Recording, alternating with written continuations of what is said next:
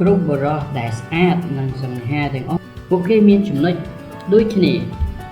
ខ្ញុំបានវិភាគនិងស្រាវជ្រាវទៅលើបរិសុទ្ធដែលសង្ហាទាំងអស់ហ្នឹងខ្ញុំឃើញចំណុចដែលពួកគេមានជាធម្មតា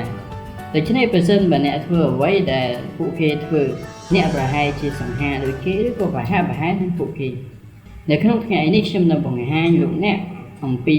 ទម្លាប់5យ៉ាងរបស់បរិសុទ្ធសង្ហានិងបរិសុទ្ធដែលទាក់ទាញដែលពួកគេបានធ្វើហើយប្រសិនបើអ្នកធ្វើអ្វីដែលពួកគេធ្វើអ្នកប្រហែលជាសង្ហាហើយនឹងទាក់ទាញស្មើនឹងពួកគេផងដែរ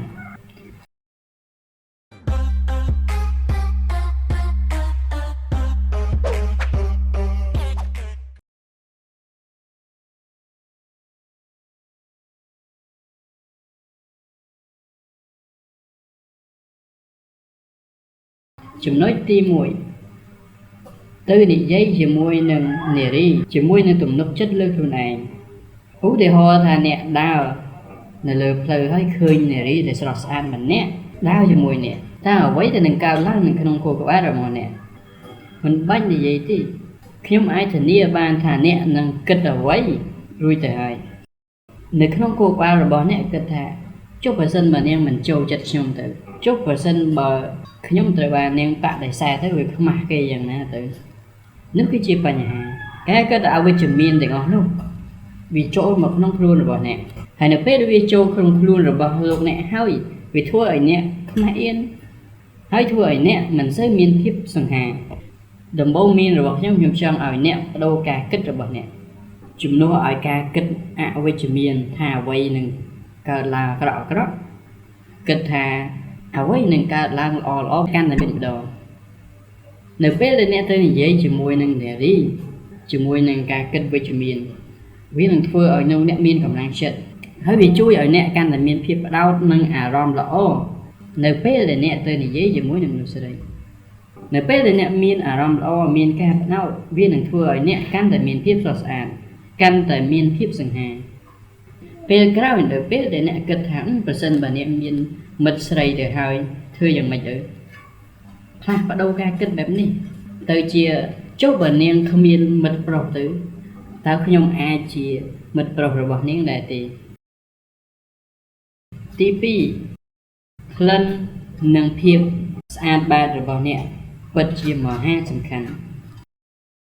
អ្នកមិនត្រូវបាននារីចាប់អារម្មណ៍នោះទេប្រសិនបើអ្នកមិនមានវា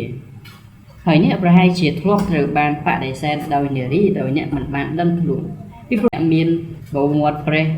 ស្បែកពោពេញទៅដោយខ្លាញ់ហើយរកដង្ហើមទៅមិនល្អហើយអ្នកជាឆ្ងល់ថាហេតុអ្វីបានជានាងមិនចូលចិត្តខ្ញុំហេតុអ្វីបានជានាងបដិសេធលើខ្ញុំដូច្នេះត្រូវតែងតែវិនិយោគទៅលើរបស់របរប្រើប្រាស់ប្រចាំថ្ងៃនឹងវាមិនមែនជាខ្ទើយឬក៏លក្ខណៈជាមនុស្សស្រីទេដែលយើងស្រឡាញ់ខ្លួនឯងយកចិត្តទុកដាក់លើខ្លួនរបស់យើងអ្នកអាចកាន់របស់របរដែលប្រើប្រចាំថ្ងៃរបស់ហ្នឹង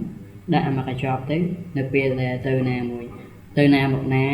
ដែលរយៈពេលយូរអញ្ចឹងដូច្នេះធ្វើឲ្យលោកអ្នកតែងតែស្អាតហើយនឹងមានក្លិនល្អជានិច្ចបើសិនបើអ្នកមានពុកមាត់រញ៉េរញ៉ៃកៅវាចេញវានឹងធ្វើឲ្យអ្នកកាន់តែមានភាពស៊ីស៊ីជាងមុនចំណុចទី3ទម្លាប់ដែលបរិសុទ្ធសង្ហានិងទាក់ទាញទាំងអស់ដែលពួកគេមាននោះតែពួកគេតែងតែមាននោះគឺពួកគេមានក្លិនល្អហើយវាមិនមែនជាក្លិនដែលខ្លាំងជ្រុលទេវាជាក្លិនលក្ខណៈជាធម្មជាតិអ្នកអាចគិតថាបរិសុទ្ធដែលសង្ហានិងទាក់ទាញគឺជាមនុស្សដែលមានក្លិនអាក្រក់ដែរទេខ្ញុំមិនអាចគិតថាពួកគេមានក្លិនអាក្រក់ទេវាគឺជាទម្លាប់ល្អមួយនៅក្នុងការអភិវឌ្ឍខ្លួនឯងឲ្យមាន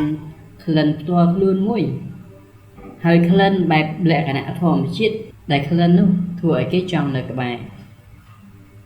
ហើយលោកអ្នកទទួលបានក្លិនទាំងអស់នោះតាមរយៈការរៀបចំខ្លួនឲ្យបានស្អាតនិងត្រឹមត្រូវហើយជាការពិតទៅនៅក្នុង Channel និវត្តន៍101នេះយើងតែងតែនិយាយអំពីចំណុចទាំងអស់នេះហើយបើសិនបើលោកអ្នកមិនទាន់បាន Subscribe ចុច Subscribe ហើយដាក់រូបបណ្ដឹងផងហើយកុំភ្លេចមើលវីដេអូដែលកន្លងទៅដែលខ្ញុំនិយាយអំពីបញ្ហាទាំងអស់នេះដូច្នេះប្រសិនបើលោកអ្នកបានអនុវត្ត តាមតិចនិចដែលខ្ញុំបានណែនាំកន្លងមកប្រហែលជាលោកអ្នកមានក្លិនដ៏សិចស៊ីទៅហើយប្រសិនបើលោកអ្នកមិនទាន់មាននេះគឺជាចំណុចខ្លះៗដែលលោកអ្នកគួរតែធ្វើអ្វីដែលខ្ញុំផ្ទាល់តែងតែធ្វើនេះគឺខ្ញុំប្រើសម្អួរជាមួយនឹងក្លិនហើយនៅពេលដែលខ្ញុំចេញពីបន្ទប់ទឹកមកគឺខ្ញុំមានក្លិនល្អរួចទៅហើយនៅពេលដែលខ្ញុំចេញក្រៅខ្ញុំតែងតែប្រើប្រដាប់រុញក្លៀកដែលជាប់បានយូរ24ម៉ោងហើយនៅពេលដែលខ្ញុំចេញក្រៅខ្ញុំតែងតែប្រើទឹកអប់បាញ់នៅលើសម្លៀកបំពាក់ចំនួន4ឆែតហើយខ្ញុំណែនាំបើលោកអ្នកជ្រើសរើសទឹកអប់ណាដែលត្រូវនឹងខ្លួនរបស់អ្នកដែលមិនក្លិនធ្ងន់ពេកហើយក៏មិនមែនក្លិនស្រាលពេកទី4ទម្លាប់ដែលខ្ញុំឃើញនៅក្នុងបរិសុទ្ធដែលទាក់ទាញទាំងអស់គឺពួកគេមានរបបភ្នែកដែលស្អាតមើលទៅបរិសុទ្ធដែលទាក់ទាញភាគច្រើនខ្ញុំនឹងប្រើឧទាហរណ៍នៅតារា Hollywood ទាំងអស់នេះតើអ្នកបានឃើញអ្វីដែលជាធម្មតាដូចគ្នាដែលពួកគេមានពិតមែនហើយពួកគេគឺមានរបបភ្នែកស្អាតហើយមើលទៅមានសណ្ដាប់ធ្នាប់ល្អពួកគេមិនមែនធ្វើឲ្យវាប្រាចាកពីធម្មជាតិរបបភ្នែករបស់ពួកគេនោះទេវាមើលទៅគឺលក្ខណៈធម្មជាតិដូច្នេះតើធ្វើយ៉ាងម៉េចដើម្បីឲ្យអ្នកអាចមានរបបភ្នែកស្អាតដូចពួកគេ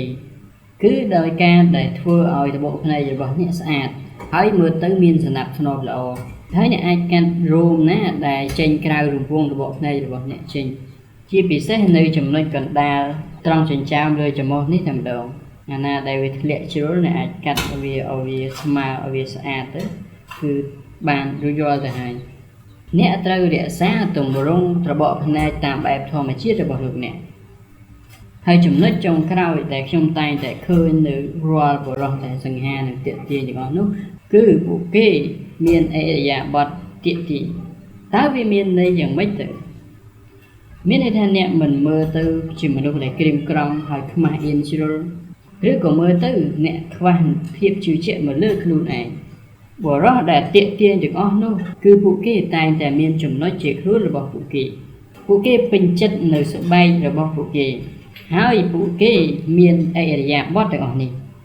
ខ្ញុំនឹងបង្ហាញអ្នកថាតើត្រូវធ្វើយ៉ាងម៉េចខ្ញុំហៅវាថាចំណុចសំខាន់3អ្នកគ្រាន់តែផ្ដោតលើចំណុចទាំង3នេះ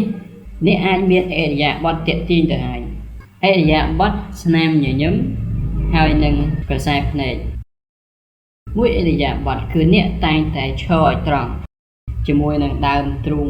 ចេញមកក្រៅធ្វើអញ្ចឹងវានឹងបង្ហាញពីឥរិយាបថរបស់អ្នកហើយនឹងបង្ហាញថាអ្នកមានទំនុកចិត្តទៅលើខ្លួនឯងទី2ញញឹមអ្នកត្រូវតែញញឹមនៅពេលដែលអ្នកញញឹមនេះបង្ហាញថាអ្នកជាមនុស្សដែលរីករាយនៅក្នុងការជជែកការនិយាយការប្រស័យទាក់ទងជាមួយហើយទី3នោះគឺការប្រើភាសាភ្នែកកុំមើលទៅគេដូចជាមនុស្សដែលខ្វះអៀនឬក៏ជាមនុស្សដែលមិនទុកចិត្តលើខ្លួនឯងខ្លាំងពេកហើយនៅពេលដែលអ្នកនិយាយជាមួយនរណាម្នាក់មើលភ្នែកគេឲ្យចំវាគឺជាវិធីដ៏ល្អបំផុតនៅក្នុងការបង្ហាញអ្វីជាខ្លួនអ្នកទៅកាន់អ្នកដទៃហើយវានឹងបង្ហាញនៅភាពជឿជាក់ទៅលើខ្លួនរបស់អ្នកនេះគឺជាវីដេអូសម្រាប់ថ្ងៃនេះនេះគឺជាទម្លាប់5យ៉ាងដែលខ្ញុំតែងតែសម្គាល់ឃើញនៅក្នុងគ្រប់បរិសុទ្ធដែលសង្ហានិងទាក់ទាញដែលពួកគេមានឥឡូវនេះជាវេនរបស់បងប្អូនតើបងប្អូនគិតយ៉ាងម៉េចដែរអនុញ្ញាតឲ្យខ្ញុំដឹងផងដោយ comment នៅខាងក្រោមទាំងអស់គ្នាដែលបើសិនបើបងប្អូនចូលចិត្តវីដេអូនេះហើយយល់ថាវាមានអត្ថប្រយោជន៍ច្រើនកុំភ្លេចចុច like នៅខាងក្រោមចែករំលែកទៅនរណាម្នាក់ដែលអ្នកគិតថាប្រហែលជាត្រូវការវាហើយកុំភ្លេចចុច subscribe និងចុចលើរូបកណ្ដឹងផងបើសិនបើបងប្អូនជាអ្នកថ្មី